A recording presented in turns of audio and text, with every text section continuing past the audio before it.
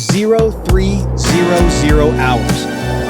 Deep in the Pacific Ocean, long before the very first FA-18 Hornet clears the flight deck, a totally different operation is already running hot.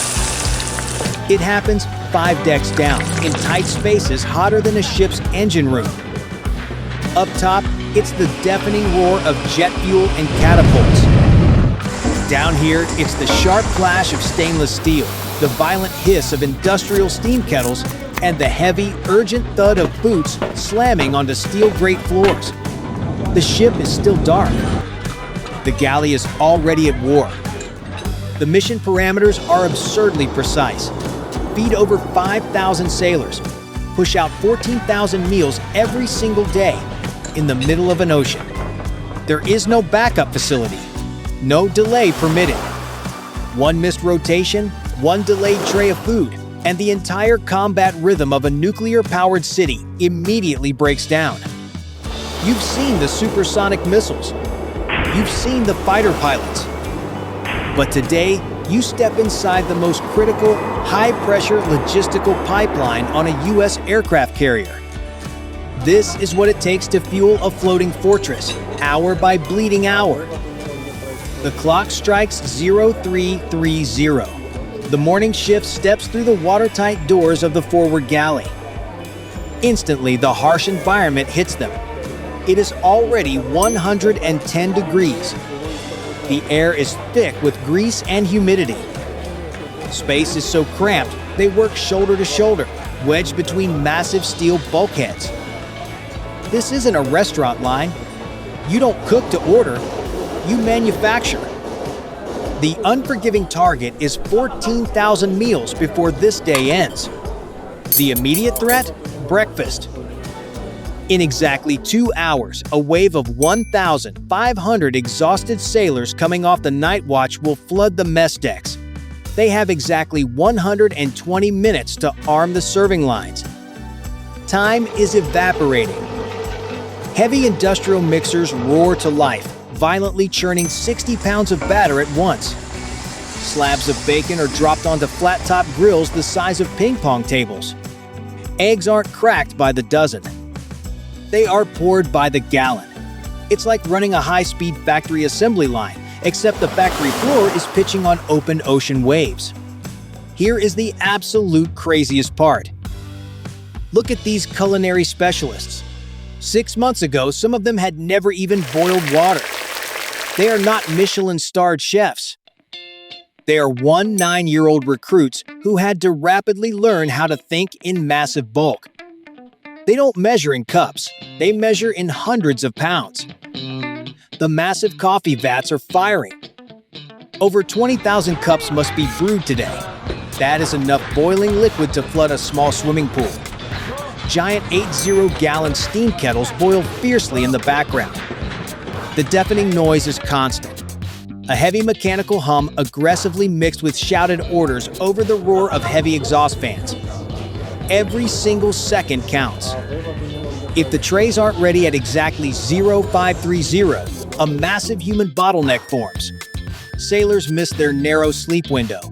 Pilots rush their critical pre-flight briefs. The entire schedule of a multi-billion-dollar warship bends and breaks simply because the scrambled eggs were 10 minutes late. A carrier's combat effectiveness doesn't actually begin when the catapults fire. It begins right here, on these greasy steel decks. It begins when an exhausted shift worker gets enough calories to keep their hands steady on a live weapon system. Fuel the sailor, fuel the ship. By 0600, the first wave is fed. The exhausted galley crew is already sweating through their uniforms. They survive breakfast. But before they can take a breath, the brutal countdown for lunch has already started. And the staggering logistical nightmare behind those 14,000 meals is about to get much heavier. A U.S. aircraft carrier is not a boat. It is a 100,000-ton floating city built for war. Down here, the sun doesn't dictate the schedule. Thousands of men and women operate in a relentless cycle of launching, fixing, and fighting. They sleep in shifts. They work in shifts. That is why those 14,000 meals are not just a daily quota. They are the mechanical heartbeat of the entire system. Every single tray of hot food rebuilds shattered physical stamina. Every fresh cup of black coffee forcibly injects alertness into a radar operator staring at a screen at 3 a.m. Think about the night crew. At midnight, when most of the world is dead asleep, the carrier's hangar bay is screaming with activity. Mechanics are tearing down engines. To keep them moving, the chefs deploy MIDRAT's midnight rations. It is a critical caloric injection. A warm meal in a freezing, wind-whipped steel box. Morale is a fragile resource in isolation. Food is the ultimate anchor. A familiar taste of home is the only thing standing between a sailor and total psychological burnout after 8 straight months at sea. It acts like a pressure release valve for a crew constantly locked in a state of high alert. These chefs are not standing on the sidelines of the mission. They are the structural foundation holding it up. Without them, the jets stay chained to the deck. I always read your comments, so if you realize how heavy this silent duty actually is, just leave a simple respect down below. It means a lot to share these truths with you. Back to the reality of the lower decks. Running a massive kitchen on solid ground is a brutal logistical puzzle. But out here on a U.S. aircraft carrier, the math is actively hostile. The chefs must anticipate unpredictable flight schedules, sudden combat alerts, and a constant demanding flow of night shift workers. You cannot just serve random calories. Every menu is strictly calculated for exact nutritional limits to keep humans performing under extreme stress. More terrifying is the food safety aspect. One single lapse in hygiene, one outbreak of foodborne illness, and you instantly wipe out half the combat readiness of America's premier warship. It is a high-wire act with zero safety net. To truly comprehend the crushing gravity of producing 14,000 meals in the middle of nowhere, you have to look past the numbers. You have to step inside the very machinery of the galley itself to see why this space operates differently than any kitchen on Earth. Step through the heavy bulkheads and the physical reality of the U.S. aircraft carrier galley immediately suffocates you. This is no restaurant. It is a heavy industrial processing plant operating at sea. The heat physically hits your face like an open blast furnace. Steam clings to your skin. The mechanical noise never stops. Every piece of equipment is brutally oversized to hit that target of 14,000 meals. Massive industrial ovens roast hundreds of pounds of meat simultaneously. Deep fryers the size of bathtubs violently boil oil. Giant steam kettles pump out soup by the barrel. In these suffocating corridors, every movement between the chefs must be perfectly synchronized. Yet buried within this brutal steel labyrinth is a strange psychological anchor, the ship's bakery. Amidst the violent clashing of metal and roaring exhausts, the smell of freshly baked bread cuts through the grease. For a sailor isolated thousands of miles from land, a hot chocolate chip cookie is not a snack. It is a vital piece of home. But producing that comfort requires severe physical endurance. The reality of the U.S. aircraft carrier is not just extreme heat. It is enduring 120-degree temperatures for 14 straight hours. It is standing on rigid steel decks until your knees go numb. There is zero room to lose your rhythm against the relentless ticking of the clock. Discipline here is absolute. When dealing with 14,000 meals, a minor miscalculation doesn't just ruin a dish. It creates massive logistical gridlock.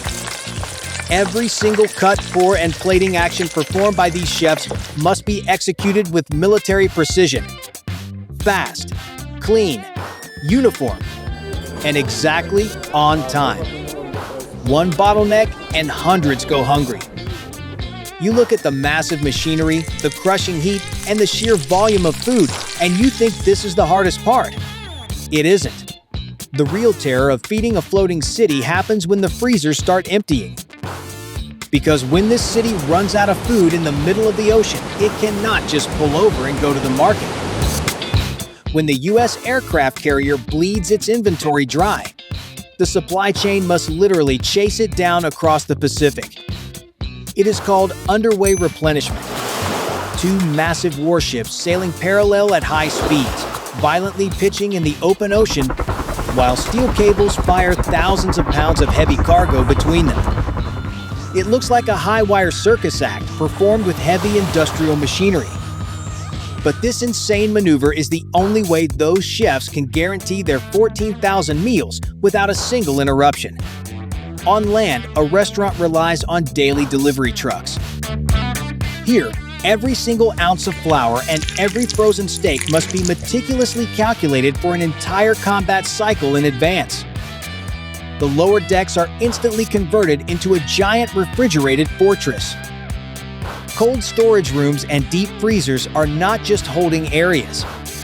They are a critical survival mechanism. The rotation of this inventory is a ruthless mathematical game. Space is strictly finite. A mismanaged freezer doesn't just waste food, it burns a massive hole in the ship's strategic endurance. You can literally taste the timeline of the resupply cycle on the daily menu. In the first few days after a drop, the crew enjoys fresh lettuce, crisp apples, and bright vegetables. But fresh produce dies fast. By week 2, the reality hardens.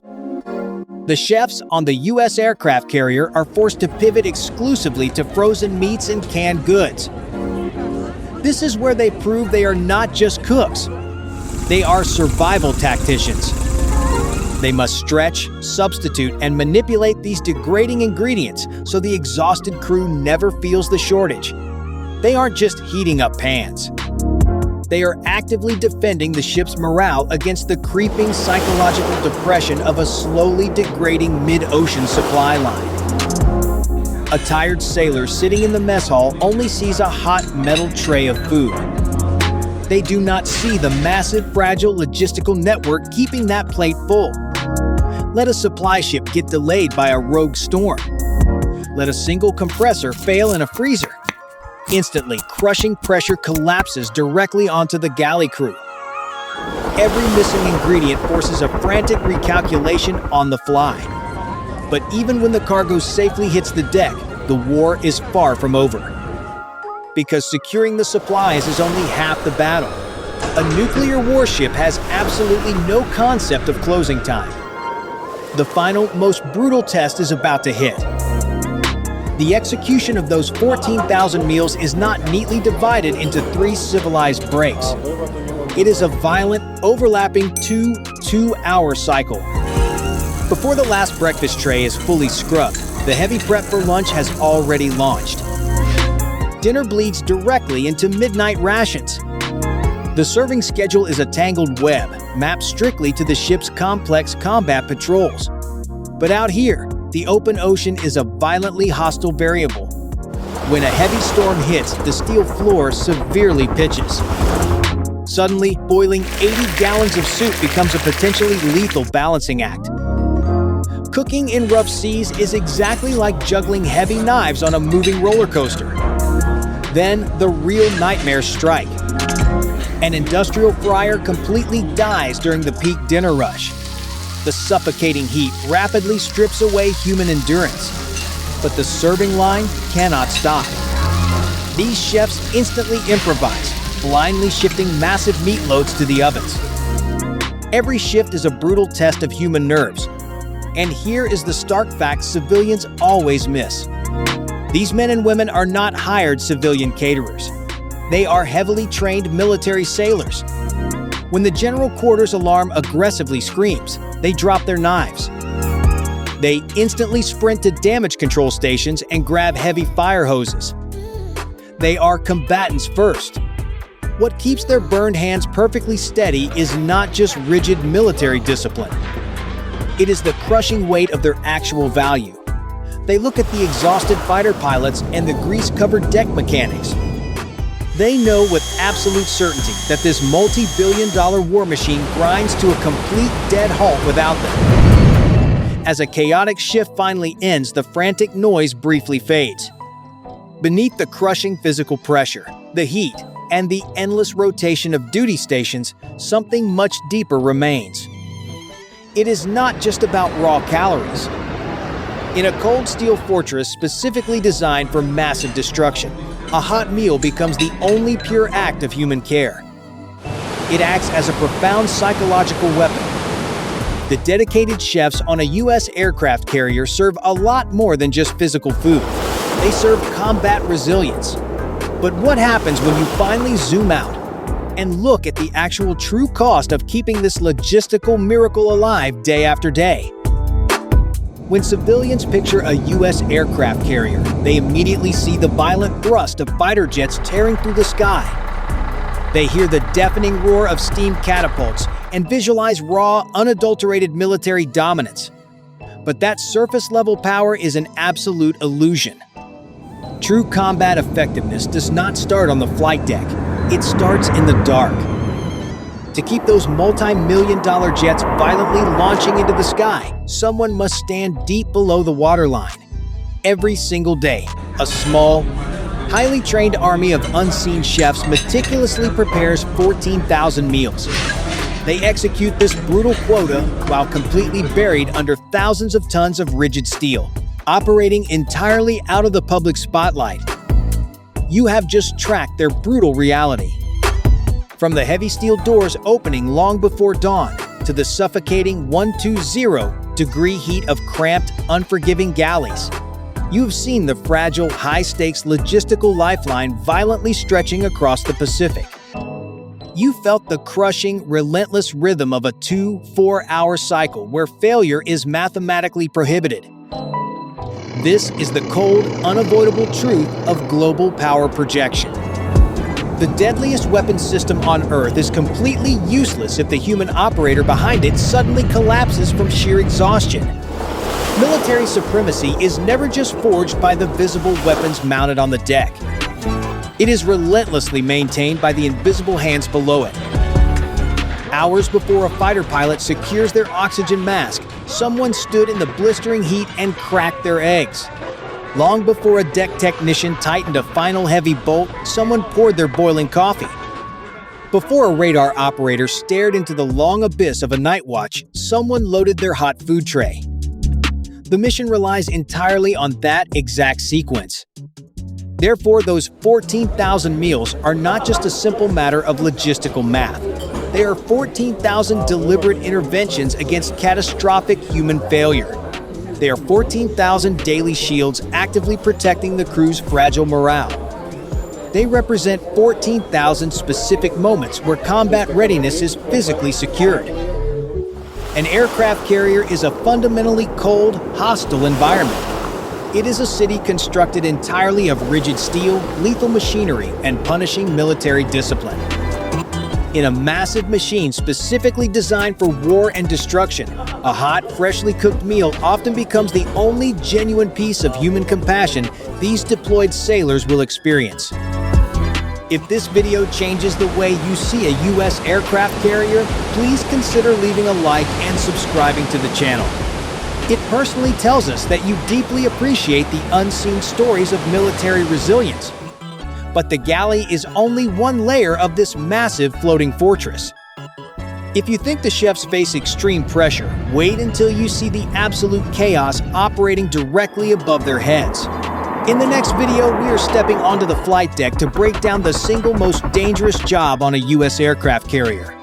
See you in the next video.